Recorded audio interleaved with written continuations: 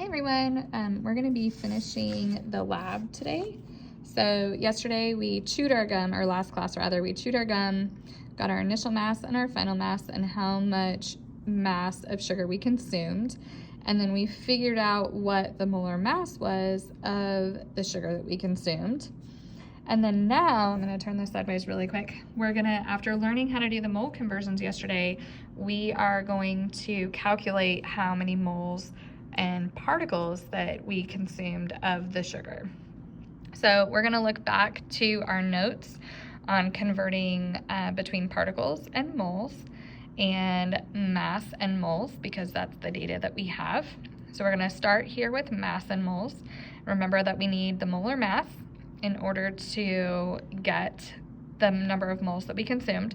So the good news is we already calculated that. So in this case, my known is going to be 4.9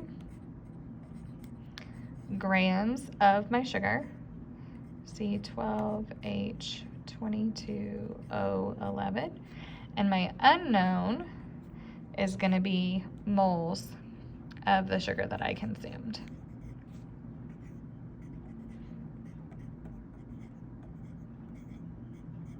Okay, so I'm going to set up my known, my first, or set up my dimensional analysis. My known is going to go in the first box.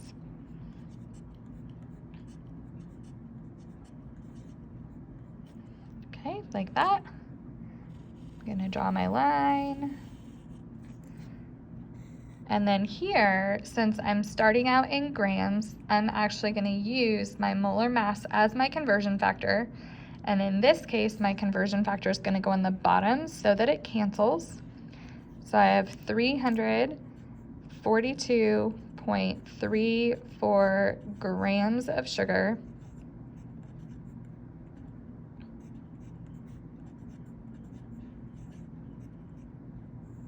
in every 1 mole of sugar.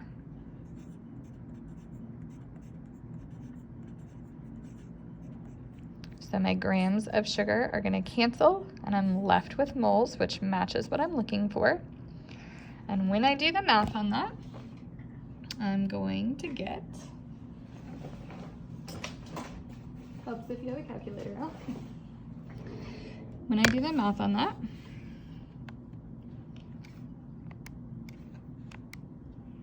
.9, and in this case it's division, because 4.9 times 1 is just going to be 4.9.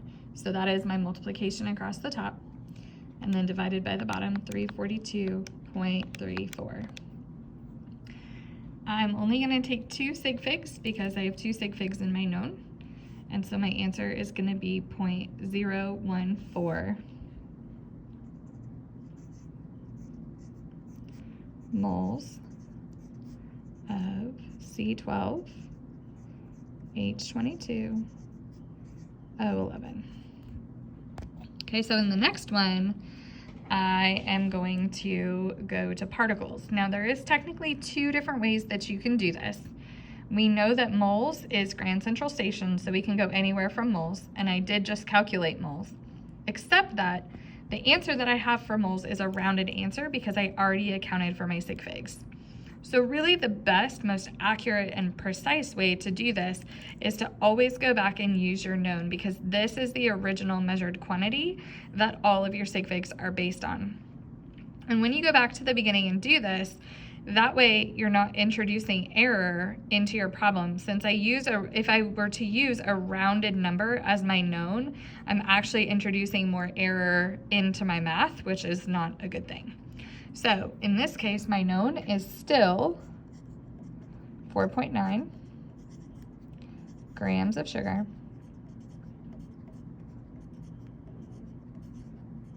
but this time I'm being asked about particles. Now, I need to think about what type of particles I'm looking for. C12H22O11 is covalent, and so the type of particles that I'm looking for are molecules. So I'm really looking for molecules of C12H22O11. I am going to need molar mass again, but I've already got that calculated, so I'm good to go there. And I'm gonna start in my first box with my known, so 4.9 grams.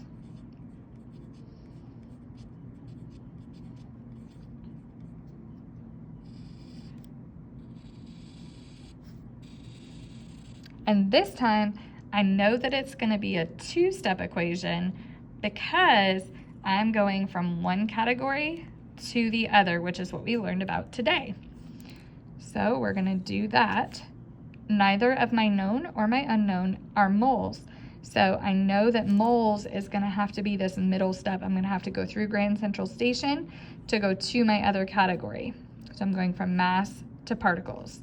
So I know that every 1 mole of sugar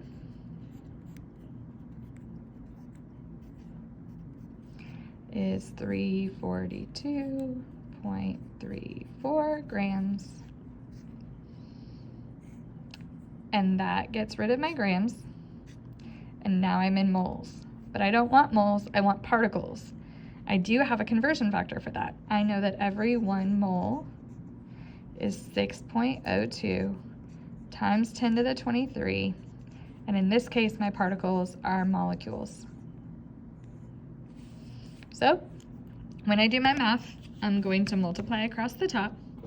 So I have 4.9 times, and I put my scientific notation numbers always in parentheses, 6.02, the exponent button, times 10 to the 23. That equaled out, and then divided by 342 on the bottom, 0.34. This gives me how many particles I have. Now, my known still only has 2 sig figs, so I'm still only gonna take 2 sig figs in my answer. This next one is not gonna cause any rounding, so my final answer is gonna be 8.6 times 10 to the 21 molecules of our sugar.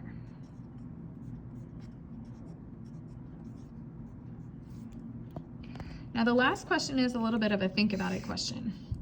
How many pieces of gum would I need to chew to consume 1 mole of sugar? So I know that 1 piece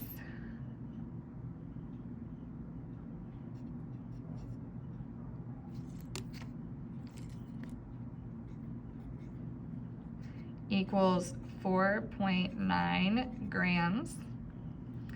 And I know that 1 mole equals 342.34 grams.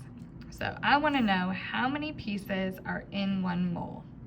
So if I take the mass of 1 mole divided by the mass of 1 piece,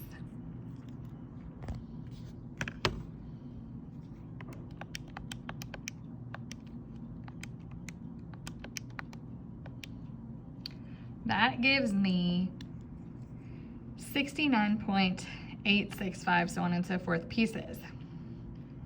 So here I have 865, excuse me.